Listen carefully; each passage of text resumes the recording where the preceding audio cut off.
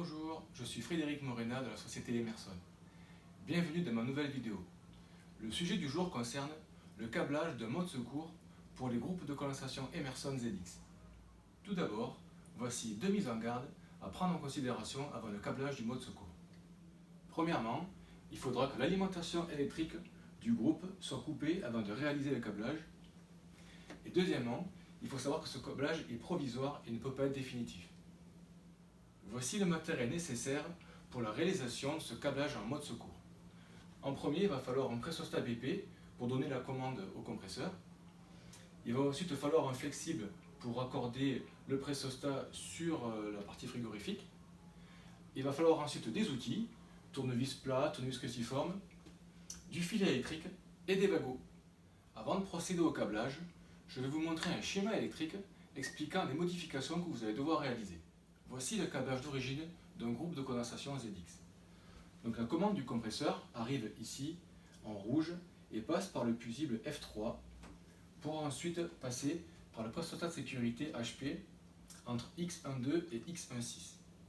Ensuite la commande va vers le régulateur et entre en C2, traverse le contact du régulateur et sort en DO3 pour enfin alimenter la bobine du contacteur Q11.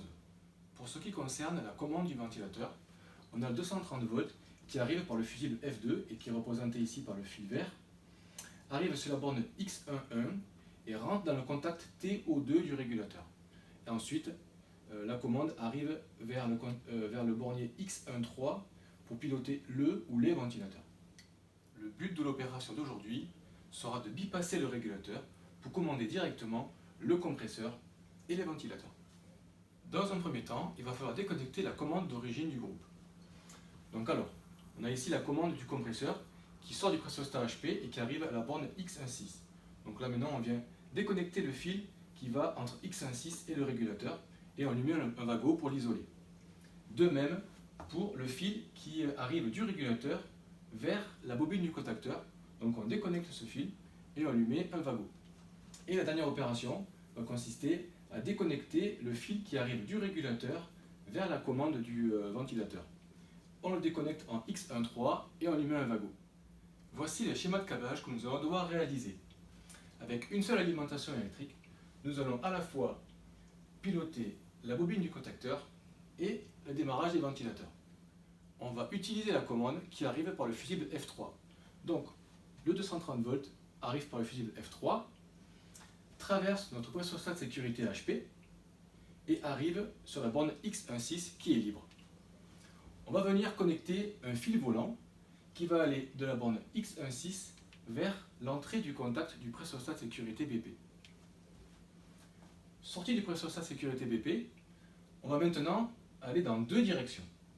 Première direction, on va aller vers la commande du compresseur pour alimenter la bobine du contacteur sur A1. Deuxième direction, on va vers la borne X13 pour alimenter la commande des ventilateurs. Une fois que le pressostat de sécurité BP sera fermé, donc on va venir démarrer le compresseur et les ventilateurs. Et une fois qu'on aura atteint le point de consigne réglé sur le pressostat, le contact va s'ouvrir et le compresseur et les ventilateurs vont s'arrêter. Et il en sera de même pour le pressostat de sécurité HP.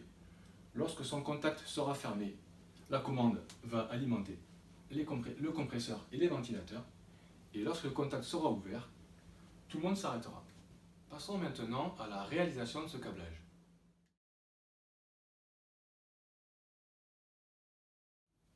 Dans un premier temps, on s'assure que l'interrupteur proximité est bien sur la position off.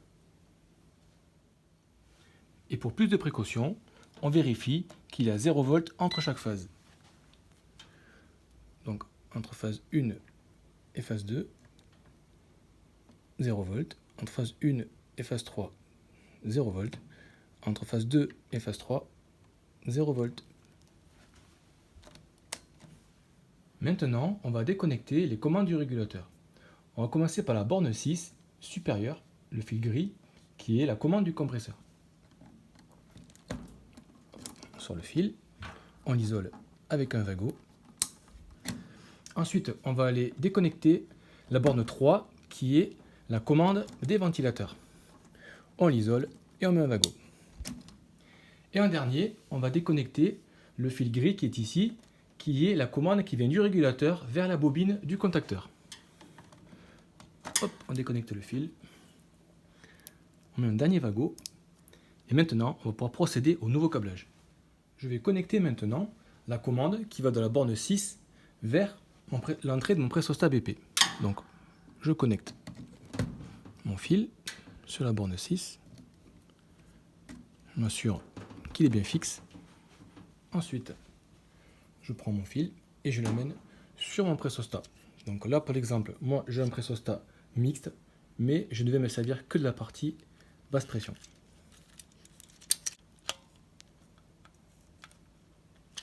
Voilà, mon premier fil est connecté. Je raccorde ensuite le fil pour la commande des ventilateurs sur la borne 3 supérieure. Je le mets de côté.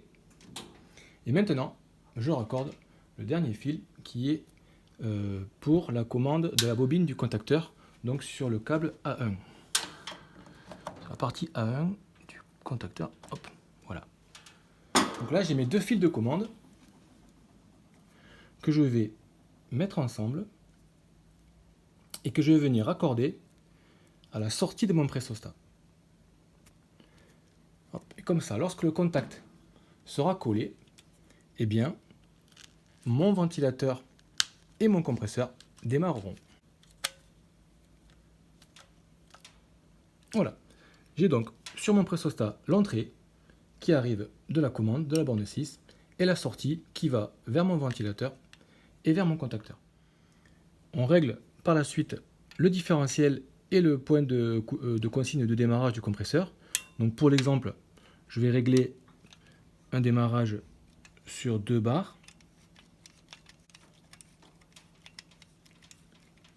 2 bars, voilà, ça c'est le point de démarrage. Et avec un différentiel de 1, comme ça, à 1 bar, le compresseur s'arrête, et à 2 bars, il redémarre. Pour terminer, on va venir raccorder la partie fluidique sur le pressostat. Donc moi, pour l'exemple, je prends un flexible BP classique, que je raccorde dans un premier temps sur le pressostat. Je ne le serre pas fortement parce qu'en fait, moi, l'installation elle ne fonctionnera pas. Et je vais ensuite raccorder le flexible sur le connecteur de la vanne BP qui est sur le côté du groupe. Donc là, le flexible est raccordé sur la vanne Schrader BP de la vanne du groupe. Et maintenant, il ne nous reste plus qu'à démarrer le groupe en mettant l'interrupteur de proximité sur ON. Une fois que vous avez réceptionné le nouveau régulateur, vous pouvez le remplacer. Je vous invite à regarder ma vidéo numéro 5 sur ma chaîne YouTube qui explique cette manipulation. Cette vidéo touche à sa fin et je vous remercie de l'avoir suivie. J'espère qu'elle vous a plu et qu'elle vous sera utile. Et je vous dis à bientôt pour une prochaine vidéo. Bye bye.